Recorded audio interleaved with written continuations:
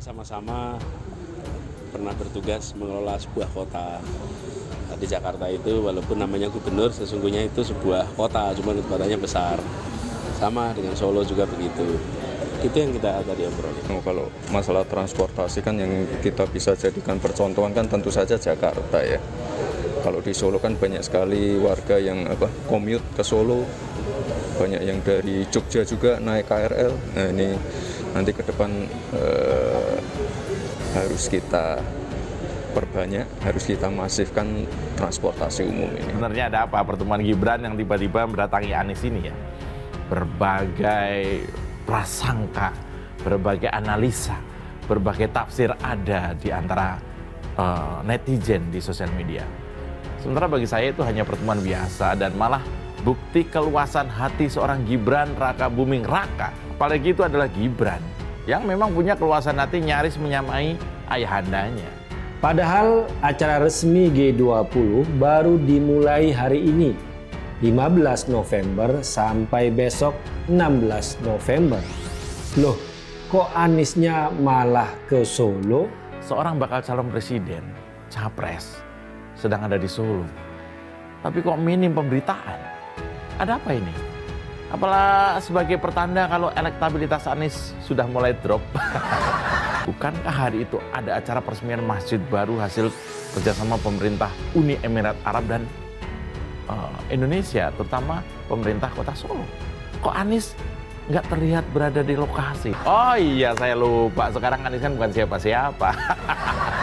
Kita harus tegaskan ini karena buzzer-buzzer Anies paling doyan memutarbalikkan fakta. Mengapa Anies ke Solo dan ingin bertemu Gibran?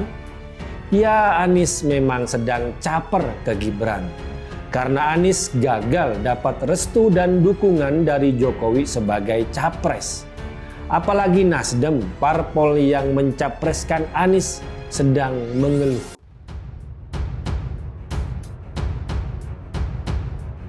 Saat momen sarapan Anies, Gibran, dan pertemuan SBY, mega jamuan G20 jadi sorotan.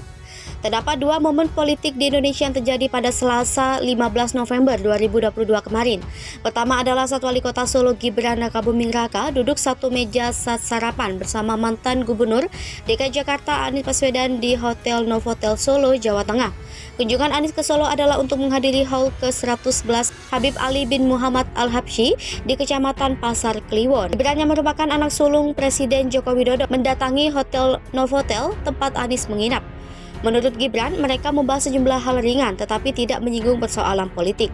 Anies juga menyatakan sama sekali tidak membicarakan politik dalam pertemuan dengan Gibran.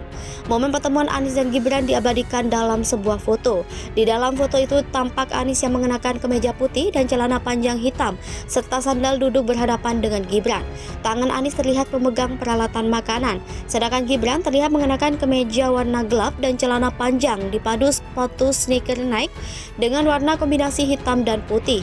Di dalam foto itu pandangan Gibran nampak teralihkan. Gibran kemudian mengunggah foto sarapan bersama Anies Baswedan di akun media sosial Twitter. Partai Nasdem mendeklarasikan Anies Baswedan sebagai calon presiden 2024 pada 3 Oktober 2022 lalu. Sedangkan Gibran mengikuti jejak ayahnya dengan menjadi kader Partai Demokrasi Indonesia Perjuangan. Dia bergabung dengan partai berlambang benteng bermoncong putih itu sejak September 2019. Sebelumnya Gibran dikenal sebagai wirausaha. Gibran yang berpasangan dengan Teguh Prakosa kemudian terpilih menjadi wali kota Solo dalam pemilihan kepala daerah 2020. Pertemuan SBY Megawati di jamuan G20. Momen politik lainnya terjadi dalam kegiatan jamuan makan malam para kepala negara G20 yang digelar di Garuda Wisnu Kencana Park Bali Selasa kemarin. Dalam kegiatan itu Presiden kelima RI Megawati Soekarno Putri dan Presiden keenam RI Susilo Bambang Yudhoyono hadir sebagai tamu undangan. Di dalam kegiatan itu turut hadir Wakil Presiden ke-6 Tri Sutrisno, Wakil Presiden ke-9 Hamzah Has, Wakil Presiden ke-10 dan Wakil ke-12 Yusuf Kala. Mereka juga turut membawa istri masing-masing. Selain itu, Ketua Dewan Perwakilan Rakyat Puan Maharani turut hadir mendampingi Megawati. Dalam rekaman video dan foto nampak SBY mengenakan kemeja batik lengan panjang berwarna biru dipadukan dengan celana panjang hitam. Sedangkan Megawati terlihat mengenakan kebaya dan selendang berwarna biru. Dalam sebuah rekaman video memperlihatkan pertemuan para tokoh nasional, istri Yusuf Kala, Mufidah, menyapa Megawati sambil berpelukan dan mencium pipi. Sedangkan SBY terlihat menunggu di belakang Mufidah, saat itu masih bercengkrama dengan Mufidah. Megawati sempat mengatupkan kedua tangan sambil agak membungkuk ke arah SBY. Setelah selesai bercengkrama dengan Mufidah, Megawati kemudian kembali mengulang gerak tubuh yang sama ke arah SBY. SBY kemudian terlihat turut mengatupkan kedua telapak tangan dan sedikit membungkuk ke arah Megawati. Setelah itu, Megawati mengalihkan pandangan ke arah Hamzahas dan istri yang menghampirinya. Para tokoh nasional itu kemudian sempat duduk satu meja. Dari tim Wapres Yusuf Kala mengabadikan momen itu lewat foto dan video sebelum mereka berpindah ke lokasi utama jamuan makan malam. Gibran juga mengunggah foto SBY, Megawati, Hamzahas, Yusuf Kala, Trisno, serta Puan Maharani yang duduk dalam satu meja ke media sosial Twitter. Di lokasi utama jamuan makan malam, Megawati nampak duduk bersebelahan dengan Puan. Puan pun tampak mengobrol akrab bersama dengan Puan Maharani, Menteri Pertahanan Prabowo Subianto, dan Menteri Keuangan Sri Mulyani Indrawati. Sedangkan SBY terlihat berbincang dengan Perdana Menteri Singapura Lee Hsien Loong. SBY saat ini menjabat sebagai Ketua Majelis Tinggi Partai Demokrat, sedangkan Megawati menjabat sebagai Ketua Umum Partai Demokrasi Indonesia Perjuangan. Nasdem sebenarnya berharap Jokowi endorse Anies Baswedan. Politika Strategis Agung Baskoro berpendapat, Nasdem sebenarnya menaruh harapan agar Presiden Joko Widodo turut mempromosikan Anies Baswedan sebagai calon presiden yang diusung partai itu. Sebab dalam acara beberapa partai politik lainnya, Presiden Jokowi menyinggung beberapa sosok sebagai penerusnya di masa yang akan datang, antara lain Airlangga Hartarto dan Prabowo Subianto. Artinya, sebenarnya bukan tidak mungkin Presiden Jokowi melakukan hal yang sama kepada Nasdem, yakni menyinggung capres yang telah diusung oleh Nasdem. Namun, Agung melanjutkan harapan tersebut nampaknya akan berakhir bertepuk sebelah tangan. Beberapa peristiwa menunjukkan hal tersebut. Salah satunya yakni ketidakhadiran Presiden Jokowi ke perayaan HUT ke-11 Partai Nasdem yang dihelat Jumat 11 November 2022. Bahkan sang kepala negara juga tidak memberikan testimoni sebagaimana biasa dilakukan ketika tidak bisa menghadiri sebuah acara. Tanda ini pun menjadi bertolak belakang dengan yang dikatakan oleh Ketua Umum Partai Nasdem, Surya Paloh, bahwa Presiden Jokowi tetap merupakan sahabat terbaiknya. Oleh sebab itu, Agung berpendapat bahwa saat ini merupakan titik terendah hubungan Presiden Jokowi dengan Nasdem. Bukan bandar, John Sitorus salahkan Anies Baswedan bikin SBY dan Demokrat ogah deklarasi koalisi. Bakal Koalisi Perubahan pengusung Anies Baswedan sedianya melakukan deklarasi pada Kamis 10 November 2022. Koalisi ini seharusnya beranggotakan Partai Nasdem, Partai Demokrat, dan Partai Keadilan Sejahtera.